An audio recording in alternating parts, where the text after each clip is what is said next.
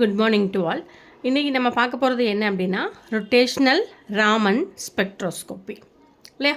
இதில் ஒரு 5 பாயிண்ட்ஸ் இருக்குது. அதை எப்படி அப்படின்றத நான் எக்ஸ்பிளைன் பண்ணுறேன். பார்ப்போம் வாங்க வீடியோக்குள்ளே போகலாம்.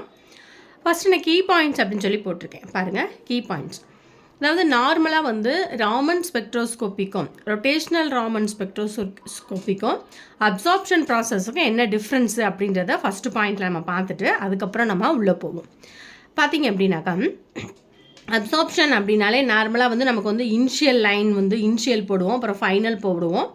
இதுக்கும் இனிஷியல்லேருந்து இதுக்கு ஃபைனலுக்கும் வந்து நடுவில் வந்து என்ன நடக்கும் அப்படின்னா ஒரு டிரான்சிஷன் நடக்கும். Absorption process, this is the normal transition between of a initial and final molecules. This is வந்து அப்சார்ப்ஷன் டிரான்சிஷன்னு நம்ம சொல்கிறோம் இல்லைங்களா. சரி, இதில் பார்த்தீங்க அப்படின்னா ரொட்டேஷ்னல் ராமன் டிரான்சிஷன் அப்படின்னா என்ன அப்படின்னாக்கா, the Raman transition happens through a virtual state. This is the virtual state, அதாவது மோஸ்ட் எக்ஸைட்டேஷன் ஸ்டேட்டுன்னு கூட சொல்லலாம். இப்போ பார்த்தீங்க அப்படின்னா இனிஷியல் ஸ்டேட்டு, ஃபைனல் ஸ்டேட்டு, இது வந்து நான் வர்ச்சுவல் ஸ்டேட்டை வந்து நான் டாட்டட் லைனில் இங்கே போட்டிருக்கிறேன். சரி, இப்போ வந்து இப்போ ட்ரான்சிஷன் எப்படி நடக்கும் அப்படின்னாக்கா, ஃபஸ்ட்டு த மாலிகூல்ஸ் வந்து இனிஷியல்லிருந்து இருக்கக்கூடிய வர்ச்சுவல் ஸ்டேட்டுக்கு போயிடும். அப்புறம் திருப்பி பார்த்தீங்க இதை ஏ அப்படின்னு சொல்லலாம். இந்த இடத்துல பார்த்தீங்க அப்படின்னா திருப்பி இந்த வர்ச்சுவல் ஸ்டேட்டில் இருக்கக்கூடிய இந்த மோஸ்ட் எக்ஸைட்டட் ஸ்டேட்னு சொல்கிறோம் இல்லையா, அந்த வர்ச்சுவல் ஸ்டேட்டில் இருக்கக்கூடிய மாலிகுல்ஸ் வந்து திரும்பி இந்த ஃபைனல் ஸ்டேட்டுக்கு வந்துடும். இப்படி தான் இந்த மாதிரி வரும்போது தான் வந்து 3 kinds of lines and 3 kind of transitions நடக்குது. அது Rayleigh line, Stokes, anti Stokes எல்லாமே இந்த மாதிரி வர்ச்சுவல் லைன்லேருந்து ஃபைனல் ஸ்டேட்டுக்கு வரும்போதும் இனிஷியல்லேருந்து வர்ச்சுவல் ஸ்டேட்டுக்கு போகிறதுனாலையும் அந்த லைன் டிஃப்ரென்ஸ் எப்படி நடக்குது அப்படின்றத தான் சொல்ல போகிறோம். This is the first point. சரி, இப்படி நடக்கக்கூடிய இனிஷியல் ஸ்டேட்லேருந்து வர்ச்சுவல் ஸ்டேட்டுக்கு போகுது. நெக்ஸ்ட்டு பார்த்தீங்க அப்படின்னாக்கா வர்ச்சுவல்லேருந்து ஃபைனலுக்கு வருது. இதை வந்து நம்ம ராமன் டிரான்சிஷன்னு சொல்கிறோம். மீன்ஸ் ரொட்டேஷ்னல் ராமன் டிரான்சிஷன்னு கூட சொல்லலாம். ரொட்டேஷ்னல் நார்மலாக வைப்ரேஷனல் எப்படின்றது நம்ம அடுத்தது பார்ப்போம். இப்போ பார்த்தீங்கன்னா இதை வந்து கண்டுபிடிக்கிறதுக்கு இந்த வர்ச்சுவல்லேருந்து ஃபைனலுக்கு வரக்கூடியது இந்த மாதிரி டிரான்சிஷன் நடக்கிறதெல்லாம் நம்ம எப்படி பண்ணுறோம், எதை வச்சு கேல்குலேட் பண்ணுறோம் அப்படின்னாக்கா, we are going to apply the selection rule. Selection ரூலை வச்சு தான் நம்ம வந்து இந்த டிரான்சிஷனை வந்து நம்ம கண்டுபிடிக்க முடியும் அப்படின்றாங்க. சரி, ரைட்டு. இப்போ இந்த ரொட்டேஷ்னல் ராமனுக்குன்னு சொல்லி ஒரு செலெக்ஷன் ரூல் இருக்குது. அது என்ன அப்படின்னா delta J is equal to +or-2 அப்படின்னு சொல்லி சொல்கிறோம். ரொட்டேஷ்னல் ராமனுக்கு இருக்கக்கூடிய செலெக்ஷன் ரூல். இந்த செலெக்ஷன் ரூல் பார்த்தீங்க அப்படின்னா this is in contrast with the corresponding selection rule for the microwave. இதுக்கும் மைக்ரோவேவுக்கும் ஒரு சின்ன டிஃப்ரென்ஸ் இருக்குது. அது வந்து மைக்ரோவேவ் வந்து டெல்டா ஜே +or-1.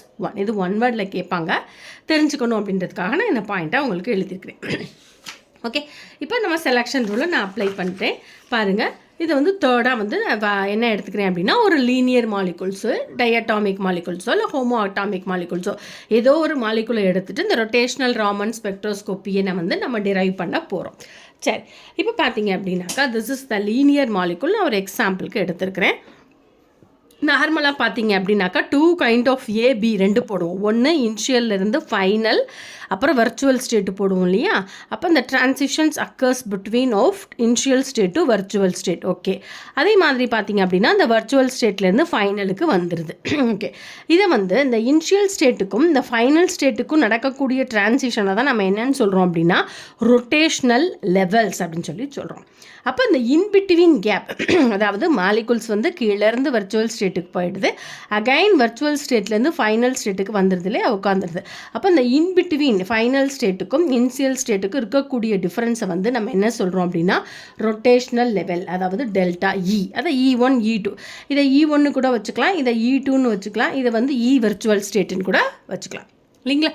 அப்போ உங்களுக்கு நமக்கு ஈஸியாக புரியும். அப்போ இது வந்து டெல்டா இ அப்படின்றது the difference between 2 states. Okay, right. அடுத்தது பார்த்தோம் அப்படின்னா நம்ம எப்படி வந்து இந்த லீனியர் மாலிகுல்ஸ் ரொட்டேஷனல் லெவல்ஸ் வந்து எப்படி கண்டுபிடிக்க போகிறோம் அப்படின்னா நம்ம வந்து செலெக்ஷன் ரூல் அப்ளை பண்ணி கண்டுபிடிக்க போகிறோம். அதுக்கு முன்னாடி நமக்கு ஒரு ஃபார்முலா தேவை. என்ன அப்படின்னாக்கா இந்த ரிஜிட் ரொட்டேட்டர் மாடல் ஃபார்முலாவை எடுத்துக்கிறோம். அதில் வந்து பார்த்தீங்க அப்படின்னா இந்த ரிஜிட் ரொட்டேட்டர் ஃபார்முலா வந்து இஜே அப்படின்னு சொல்லி சொல்கிறோம். இதிலேருந்து இதில் ஜே அப்படின்னா என்னென்னா ரொட்டேஷனல் குவாண்டம் நம்பர். அந்த இ அப்படின்றது இந்த டிஃப்ரென்ஸை சொல்லக்கூடியது. அப்போ அந்த இஜே, அதாவது இந்த ரிஜிட் ரொட்டேட்டட் மாடல் ஈக்குவேஷனை வந்து நம்ம எடுத்துருக்கோம். ஏன் எடுக்கிறோம் அப்படின்னாக்கா இதை வந்து பார்த்திங்க அப்படின்னா ரொட்டேஷ்னல் குவாண்டம் நம்பரை இந்த மாலிகுல்ஸ் இந்த ஈக்குவேஷன் ஈஸியாக எக்ஸ்பிளைன் பண்ணக்கூடியது. என்ன ஈக்குவேஷன் பார்த்தீங்கன்னா EJ அதாவது EJ is equal to BHC J into J+1 இதோட யூனிட் வந்து ஜூல்ஸ். ஓகேவா? ரைட்டு. இப்போ வந்து நம்ம என்ன பண்ணுறோம் அப்படின்னாக்கா இதில் வந்து நான் செலெக்ஷன் ரூலை வந்து நான் வந்து அப்ளை பண்ண போகிறேன். ஃபஸ்ட்டு +2 மட்டும் நம்ம அப்ளை பண்ணி பார்க்குறோம். ஓகேங்களா? இப்போ வந்து இந்த டிஃப்ரென்ஸ் வந்து டெல்டா ஈன்னு சொல்லிட்டோம் இல்லையா? சரி. அப்போ இந்த டெல்டா இ அப்படின்றது என்ன அப்படின்றத நான் இங்கே எடுத்து எழுதிக்கிறேன். என்ன அப்படின்னாக்கா இந்த டெல்டா ஈனை நான் என்ன சொன்னேன், E2 - E1 கூட இருக்கலாம் இல்லையா? அப்போ E2 அப்படின்றது என்ன இந்த இடத்துல அப்படின்னாக்கா E இன்ட்டு J+2 J+2. இந்த இடத்துல பார்த்தீங்கன்னா E1 அப்படின்றது வந்து EJ அப்படின்னு சொல்லி நம்ம எடுத்துக்கிறோம். ஓகே, இந்த ஃபார்முலாவில் அதாவது EJ அப்படின்றது BHC J இன்ட்டு J+1 இது வந்து ரிஜிட் ரொட்டேட்டர் மாடல் எனர்ஜியோட ஈக்குவேஷன். இதை ஏன் எடுத்துக்கிறோன்னா இதில் இருக்கக்கூடிய ரொட்டேஷனல் குவாண்டம் நம்பரை இது எக்ஸ்பிளைன் பண்ணோம், அதனால் இந்த ஈக்குவேஷன் நம்ம வந்து எடுத்துக்கிறோம். ஓகே, நான் வந்து இப்போ இந்த ஈக்குவேஷனில் இந்த ரிஜிட் ரொட்டேட்டட் மாடல் ஈக்குவேஷனில் நான் வந்து என்ன பண்ண போகிறேன் அப்படின்னா என்னோட செலெக்ஷன் ரூலான டெல்டா J = +or-2 அப்படின்றத அப்ளை பண்ணி நம்ம கொண்டுட்டு வர போகிறோம்.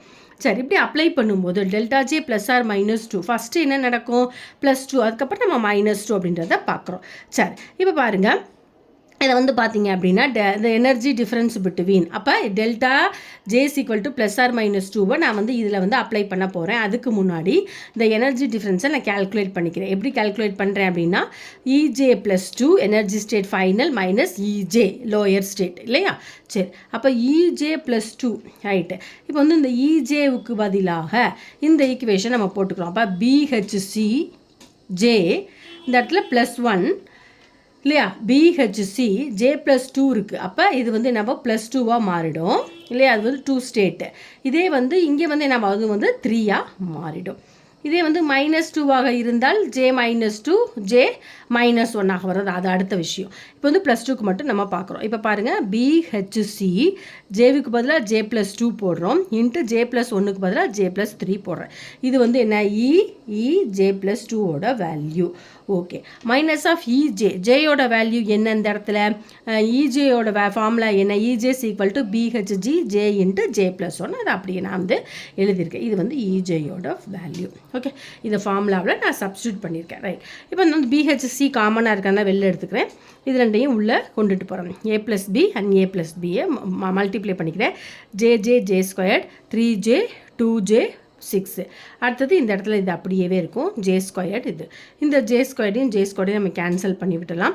ரிமைனிங் இருக்கக்கூடியது BHC 4J 2J பாருங்கள் இது வந்து ஒரு -J அப்போ வந்து 4J வரும். 5J -1 வந்து 4J +6. இதுலேருந்து நான் 2 வெளில எடுக்கிறேன். அப்போ வந்து 2 BHC 2J+3 வந்து equation number 1. Okay, equation number 1. இந்த ஈக்குவேஷன் நம்பர் 1 என்ன எனர்ஜி ஈக்குவேஷன்? எனர்ஜி டிஃப்ரென்ஸோட ஈக்குவேஷன். எதோட எனர்ஜி டிஃப்ரென்ஸு?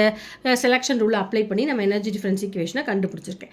சரி, இப்போ வந்து இப்போ அந்த லீனியர் மாலிகுலுக்கு நான் எப்படி கேல்குலேட் பண்ண போகிறேன் அப்படின்றதுக்காக ஃபஸ்ட்டு செலெக்ஷன் ரூலை அப்ளை பண்ணி இந்த டெல்டா இ வேல்யூவை கண்டுபிடிச்சிருக்கேன். இந்த டெல்டா இ வேல்யூ வச்சு டேரெக்டாக நம்ம ஒன்றும் பண்ண முடியாது. அதனால் நம்ம என்ன பண்ணுறோம் அப்படின்னா இந்த டெல்டா இ வேல்யூவை வந்து we are going to difference into the wave number. இதை வந்து டெல்டா இயை வந்து நான் வேவ் நம்பராக மாற்றிக்கிறேன். இதுக்கு பேர் என்னென்னு சொல்கிறோம் அப்படின்னா ராமன் ஷிஃப்ட் அப்படின்னு சொல்லி சொல்கிறோம் அப்படின்றாங்க. அது எப்படி கேல்குலேட் பண்ண போகிறோம் அப்படின்னாக்கா இங்கே பாருங்கள் ராமன் ஷிஃப்டோட ஈக்குவேஷன். இப்போ வந்து பார்த்தீங்க அப்படின்னா Raman shift that is equal to அதோட ஃபார்முலா என்ன அப்படின்னா டெல்டா இ அப்படின்றது என்ன energy is equal to HC μ⁴ இல்லையா? அப்போ μ⁴ தான் நமக்கு வேணும். μ⁴ அப்படின்றது என்ன வேவ் நம்பர் இல்லைங்களா? இது வந்து என்ன வேவ் நம்பர், இதுதான் நமக்கு வேணும். அப்போ இந்த வேவ் நம்பர் μ = டெல்டா E/h. அப்போ வந்து ஈக்குவேஷன் 1ல் பார்த்தீங்கன்னா நம்ம சப்ஸ்டியூட் பண்ணி வச்சுருக்கோம் இல்லைங்களா? ஈக்குவேஷன் 1ல் என்ன வச்சுருக்கிறோம் இந்த இடத்துல பாருங்கள்.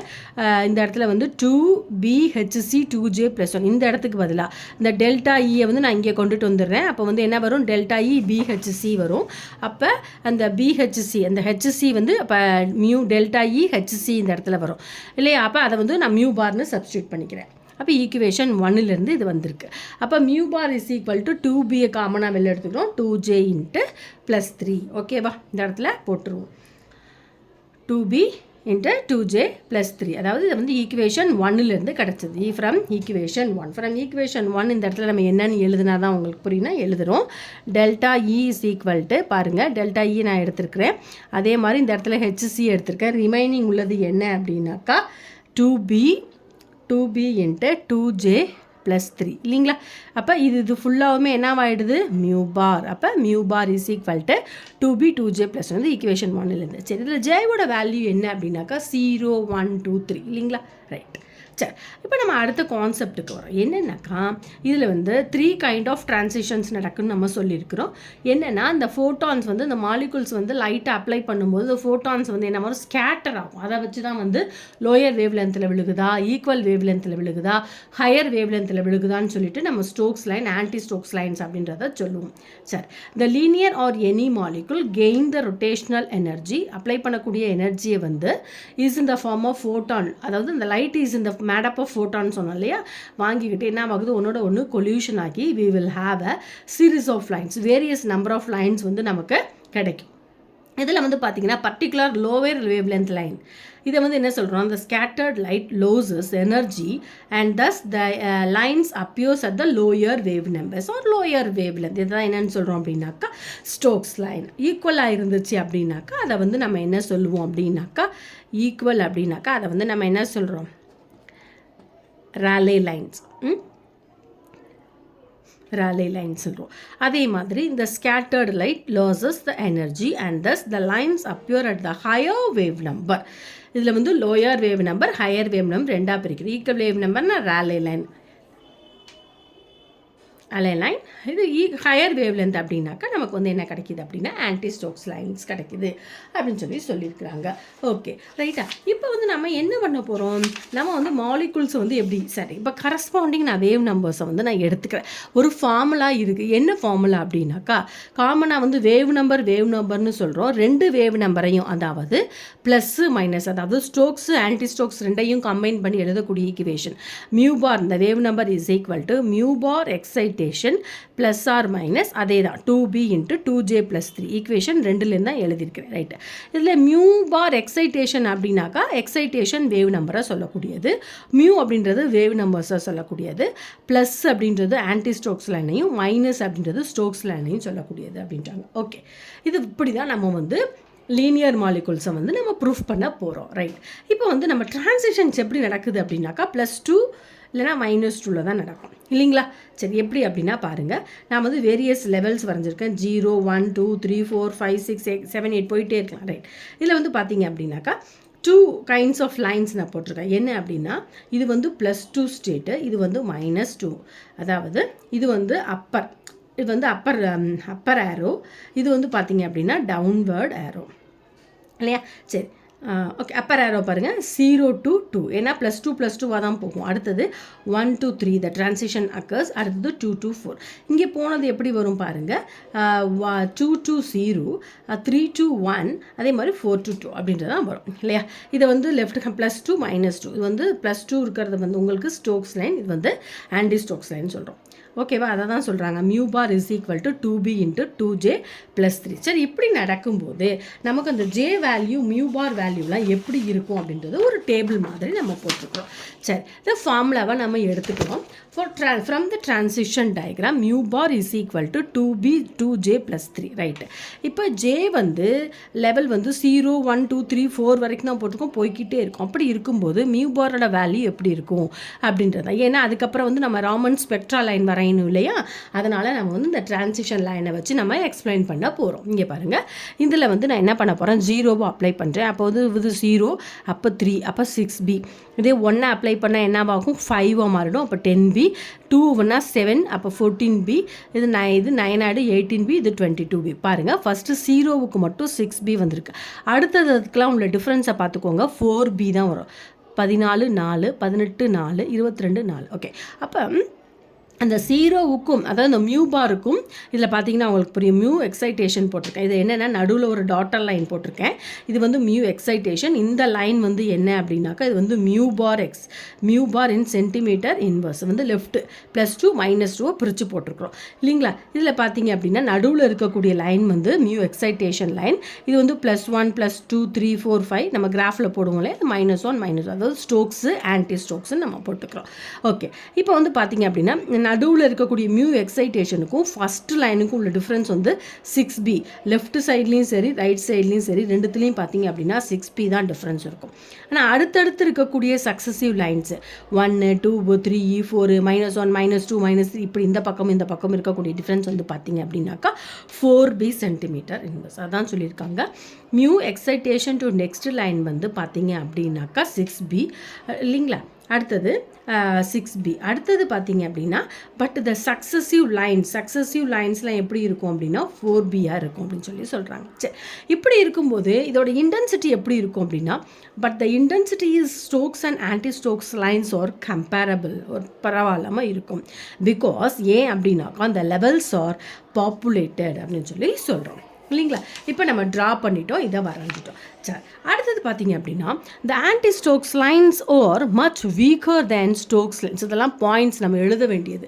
anti-Stokes lines are என்ன சொல்கிறோம், weaker than the Stokes lines. So far எதனால் அப்படின்னாக்கா for example diatomic molecule and light triatomic molecules the rotational Raman spectrum will be normally resolved அப்படின்னு சொல்லி சொல்கிறாங்க. சரி, அடுத்தது பார்த்தீங்க அப்படின்னா அந்த ரொட்டேஷனல் கான்ஸ்டண்ட்டை பற்றி நம்ம எக்ஸ்பிளைன் பண்ண போகிறோம்.